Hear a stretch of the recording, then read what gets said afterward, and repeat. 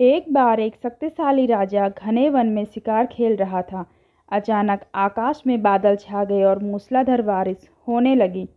सूर्यास्त हो गया और धीरे धीरे अंधेरा छाने लगा।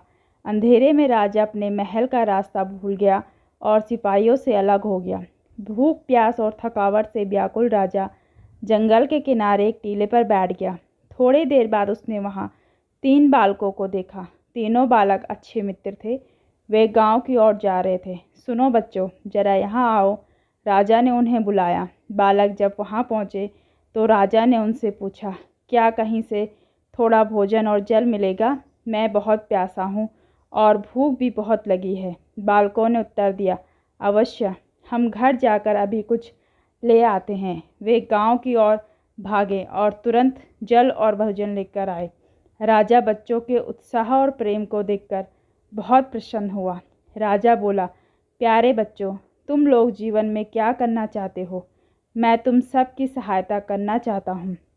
कुछ देर सोचने के बाद एक बालक बोला, मुझे धन चाहिए। मैंने कभी 2 समय की रोटी नहीं खाई है, कभी सुंदर वस्त्र नहीं पहने, इसलिए मुझे केवल धन चाहिए। राजा मुस्कुराकर बोले, ठीक है, मैं तुम्हें इतना धन दूंगा कि जीवन भर सुखी रहोगे। यह सब सुनते ही बालकों की खुशी का ठिकाना न रहा। दूसरे बालक ने बड़े उत्साह से पूछा, क्या आप मुझे एक बड़ा सा बंगला और घोड़ा गाड़ी देंगे? राजा ने कहा, अगर तुम्हें यही चाहिए तो मैं तुम्हारी इच्छा भी पूरी हो जाएगी। दूसरे बालक ने कहा, मुझे धन चाहिए, ना ही बंगला गाड़ी। मुझे तो आप ऐसा आशीर्वाद दीजिए जिससे मैं पढ़ लिख कर विद्वान बन सकूं और शिक्षा समाप्त होने पर मैं अपने देश की सेवा कर सकूं। तीसरा बालक की इच्छा सुनकर राजा बहुत प्रभावित हुआ। उसने उसके लिए उत्तम शिक्षा का प्रबंध किया। वह परिश्रमी बालक था, इसलिए दिन रात एक करके उसने पढ़ाई की और बहुत बड़ा विद्वान बन गया। और समय आने पर राजा ने उसे अपने राज्य में मंत्री पद पर नियुक्त कर दिया।